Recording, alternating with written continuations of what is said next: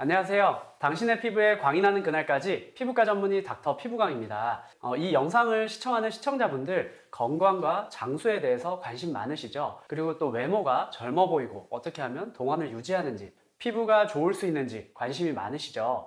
이번 영상에서는 좀 더 우리가 건강하게 그리고 또 장수할 수 있게 그리고 좋은 피부를 유지할 수 있게 또 노화의 속도를 늦출 수 있게 할 수 있는 방법을 알려드리려고 해요. 미국에서 12만 명 정도를 대략 30년 정도 추적 관찰한 대규모 코호트 연구가 있는데요. 이 연구에 따르면 50세 때 이 5가지 건강 관련 습관을 잘 지키는 분들은 그렇지 않은 분들에 비해서 여성분들은 14년 정도 오래 사는 것으로 나타났고요. 또 남성분들은 12.2년 정도 더 오래 사는 것으로 나타났습니다. 그래서 이 5가지가 뭘까요? 궁금하시죠? 제가 조금 이따가 말씀드릴게요. 그리고 또 우리 신체가 14년 정도 오래 산다는 것은 그만큼 신체 노화 속도가 천천히 간다는 것이거든요. 우리가 똑같이 1년, 2년, 3년, 1살, 2살, 3살 나이를 먹지만 어떤 분들은 1.5년, 3년, 4.5년 이렇게 신체 나이를 빨리 먹는 분들이 있고요. 어떤 분들은 반년, 1년, 1.5년, 2년 이렇게 신체 나이를 천천히 드시는 분들이 있어요. 그래서 이러한 노화 속도를 더니든 스터디에서 세포의 노화 정도를 알 수 있는 텔로미어 길이라든지 심폐 능력 등등 여러 가지를 이용해서 신체 나이 정도를 측정을 하고 그게 노화되는 속도를 추적 관찰해 본 연구가 있는데요. 그런데 이 연구에 따르면 우리의 신체 나이가 빨리 나이가 드는 분들은 외모도 빨리 노화가 진행된다는 것을 알 수가 있습니다. 그래서 이렇게 14년 정도 더 오래 사시는 분들은 신체 노화 속도를 그렇지 않은 분들보다 더 늦출 수 있는 거기 때문에 우리가 겉으로 보이는 외모도 좀 더 천천히 나이가 들어갈 수 있게 되겠죠.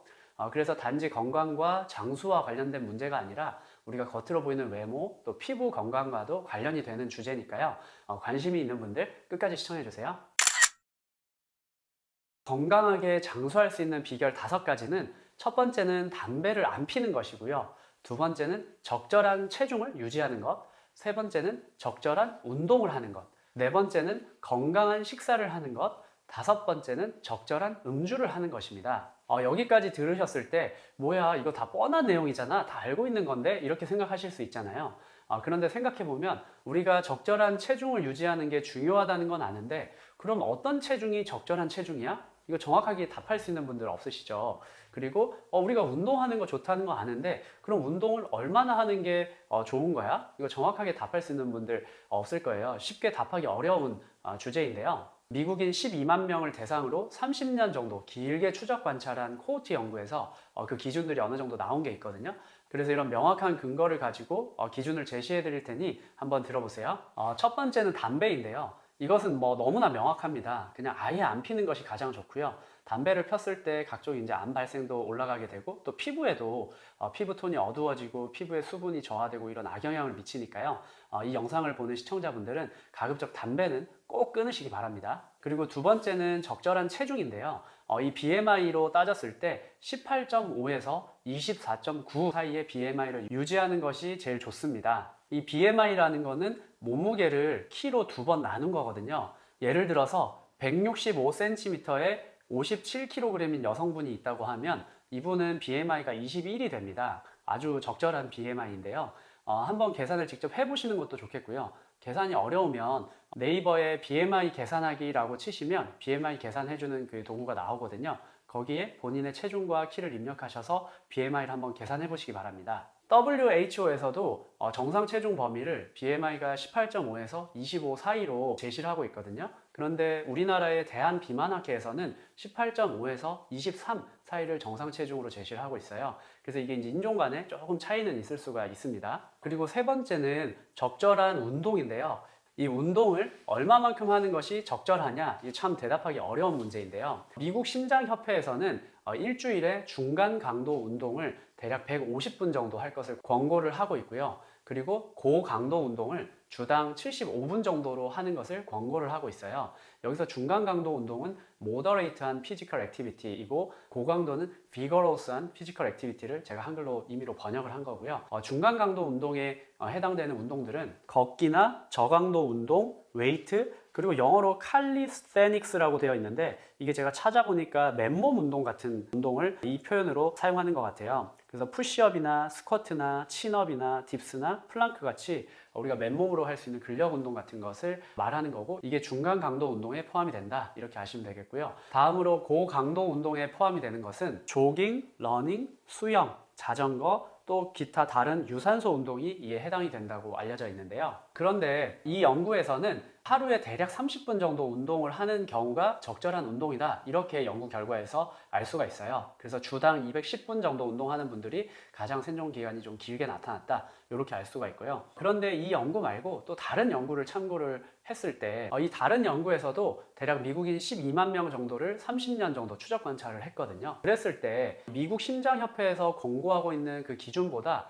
2배에서 4배 정도 운동을 했을 때 가장 사망률이 낮게 나타나더라, 이것을 알 수가 있습니다. 그래서 중간 강도 운동에 해당하는 것을 대략 주에 300분에서 600분, 그러니까 5시간에서 10시간 정도 하는 것이 좋다 이렇게 알 수 있겠고요. 그래서 대략 하루에 45분에서 90분 정도 운동하는 것이 좋다 이렇게 알 수가 있고요. 고강도 운동은 주당 150분에서 300분 정도, 시간으로 따지면 2.5시간에서 5시간이고요. 하루 운동하는 분으로 따지면 대략 하루에 22분에서 45분 정도라고 보시면 되겠습니다. 그래서 제가 이 연구 결과를 보고 저는 하루에 30분 이상은 공원을 뛰는 러닝을 좀 해야겠다 이렇게 생각하고 그걸 좀 지키고 있습니다. 다음 4번째는 적절한 식사인데요. 많이 먹는 게 좋은 음식들이 있고요. 가급적 적게 먹는 것이 좋은 음식들이 있거든요. 이러한 음식에 대해서 점수를 매겨서 상위 40%에 해당하는 분들이 좀 더 장수하는 것으로 나타났습니다. 그래서 많이 먹으면 좋은 것이 뭐냐, 그리고 적게 먹을수록 좋은 것이 뭐냐, 이걸 제가 한번 알려드릴게요. 많이 먹으면 좋은 것은 야채, 과일, 견과류, 그리고 홀그레인스라고 해서 통곡류인데요. 이것은 정제하지 않은 곡류이고 통밀과 같은 그런 것이고요. 그리고 아가 불포화 지방, 그리고 롱체인 오메가3 지방산, 이런 것이 있습니다. 그런데 여기서 주의할 점이, 당뇨가 있거나 그 전 단계로 당 대사에 문제가 있는 분들은 당이 많이 든 과일류의 섭취를 좀 줄이시는 것이 좋습니다.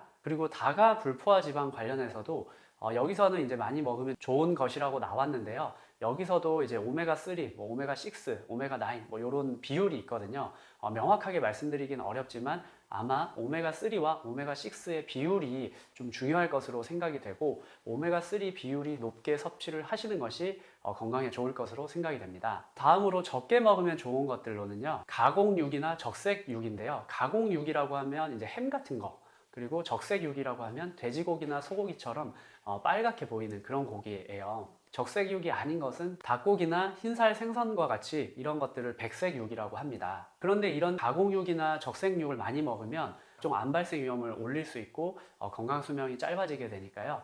가급적 섭취를 좀 줄이는 게 좋겠죠. 저도 고기를 너무 좋아해서 소고기도 좋아하고 돼지고기도 좋아하는데요. 가급적 이런 가공육이나 적색육 섭취를 좀 줄이려고 저도 고민하고 있고, 가급적 콩류나 이런 식물성 단백질을 많이 섭취하려고 좀 신경을 쓰고 있습니다. 다음으로 적게 먹으면 좋은 것 2번째는 당이 첨가된 음료인데요. 예를 들면 콜라, 사이다, 아니면 과일 주스 이런 것들이에요. 당이 첨가된 음료는 이제 흡수가 빨리 되기 때문에 우리 몸의 혈당을 빨리 확 올리게 되죠. 그러니까 몸에 안 좋겠죠. 다음으로 적게 먹으면 좋은 것 3번째는 트랜스 지방인데요. 이건 팝콘이나 감자튀김이나 초콜릿이나 케이크나 이런 가공품들에 좀 많이 있어요. 그래서 이것도 많이 섭취하는 것이 좋지 않기 때문에 이런 음식들은 좀 줄이시고요. 다음으로 적게 먹으면 좋은 것 4번째는 소금이에요. 이 소듐 혹은 나트륨인데, 우리 한국 사람들 짜게 먹는 거 많잖아요. 김치나 된장국이나 등등등. 그래서 가급적 식사하실 때 좀 덜 짜게 싱겁게 먹으려고 노력하시는 것이 좋겠습니다. 다음으로 건강하게 수명을 14년 늘리는 생활습관 5번째는 적절한 음주인데요. 이 적절한 음주가 지금까지 긴 기간 동안 굉장히 논란의 대상이 되었어요. 왜냐하면 어떤 분들은 술은 아예 입에도 안 대는 게 좋다 이렇게 얘기를 하고, 어떤 분들은 아니다, 하루에 한두 잔 정도는 건강에 좋다, 오히려 심혈관 질환을 예방하는 효과가 있다, 이런 식으로 논란이 있었거든요. 그런데 이 연구에서는 이제 여성의 경우에는 5g에서 15g 정도, 남성의 경우에는 5에서 30g 정도의 음주량이 가장 생존기간이 길게 나왔다라고 보고를 했어요. 근데 이 정도의 음주량이 어느 정도냐면, 여성은 하루에 한 잔에서 2잔 정도, 남성은 하루에 한 잔에서 4잔 정도라고 보시면 되고요. 그런데 이게 술의 잔이 보통 다 한 잔당 알코올의 양이 비슷하게 설계가 되어 있거든요. 그래서 뭐 위스키 한 잔이냐, 또 맥주 한 잔, 소주 한 잔, 이런 것이 대략 알코올량이 비슷하게 설계가 되어 있고요. 대략 7g에서 14g 정도 돼요. 그래서 이제 기준마다 다른데 우리나라에서는 7g을 표준 잔으로 이제 정해놨고요. WHO 기준에는 한 잔에 10g 정도를 표준 잔으로 정하고 있거든요. 그래서 대략 아까 말씀드린 것처럼 하루에 한두 잔 혹은 남성의 경우는 4잔까지도 되는데, 그런데 제가 이 연구를 굉장히 신뢰를 하지만, 그런데 음주와 관련해서는 2018년에 란셋이라고 해서 굉장히 저명한 권위 있는 잡지가 있는데요. 여기에 음주와 관련해서 또 신뢰할 만한 연구가 나온 게 있거든요. 이 연구에 따르면 음주는 아예 하지 않는 게 건강에 가장 좋다, 이런 결과가 나와 있습니다. 우리가 담배를 하루에 1개 피, 2개 피 정도 피는 게 건강에 좋다, 이렇게 생각하는 분 아무도 없잖아요. 마찬가지로 술도 아예 입에도 안 대시는 것이 건강에 가장 좋고요. 피부 건강을 생각해도 술을 마시면 피부가 붉어지고 건조해지고 피부의 노화를 촉진하거든요. 그러니까 이 영상을 보시는 시청자분들, 술은 가능하면 끊으시는 것을 추천드립니다. 이번 영상에서는 실제 많은 사람을 대상으로 긴 기간 추적 관찰했을 때 이렇게 통계적으로 차이가 나는 그런 건강 관련 습관에 대해서 말씀드렸어요. 수명이라는 것이 물론 유전적인 게 굉장히 중요하죠. 그런데 유전은 우리가 이미 타고났고 바꿀 수 없잖아요. 그러니까 거기에 관심을 가져봤자 할 수 있는 게 아무것도 없고, 그런데 우리가 이런 생활 습관을 조절하면 여성의 경우에는 50세 때 이러한 건강 습관을 지키시는 경우에 14년 정도, 그렇지 않은 분보다 더 오래 사니까요. 그리고 또 이 5가지를 굳이 다 지키지 못하시더라도 하나씩만 지키셔도 수명이 조금씩 올라가거든요. 그래서 대략 하나의 습관당 2년 정도 수명이 길어지는 효과가 있다, 이렇게 보시면 좋겠고요.